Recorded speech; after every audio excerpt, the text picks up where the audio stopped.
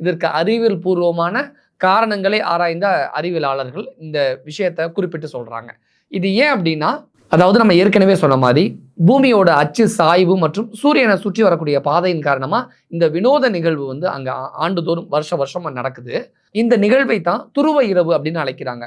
ஒவ்வொரு ஆண்டும் குளிர்காலம் ஆரம்பிக்கும் போதும் பூமியோட வடதுருவம் அதே மாதிரி சூரியனுக்கு நேரெதிரா சாய்ந்து, அதாவது நேர் எதிரா சாய்ந்து இருக்குது அப்படிங்கிறதுனால இதனால உட்கியாக் இதனால உட்கியாக்விக் போன்ற ஆர்டிக் வட்டத்திற்கு மிக அருகில் உள்ள அந்த நகரங்கள்ல, இந்த நகரம் உட்பட சின்ன சின்ன ஊர்கள் இருக்கும்ல, இதுதான் அந்த இடத்துல இருக்கக்கூடிய பெரிய ஊர்.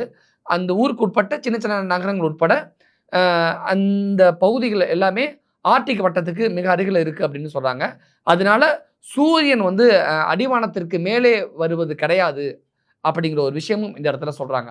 குளிர்காலம் ஒவ்வொரு வருஷமும் குளிர்காலத்தோட தொடக்கத்துல சூரியன் அந்த அடிவானத்திற்கு மேலே வருவதே கிடையாது. அதனால இப்படி ஒரு மாற்றம் நிகழுது அப்படின்னு அறிவியல் பூர்வமா அந்த இடத்துல சொல்லியிருக்காங்க.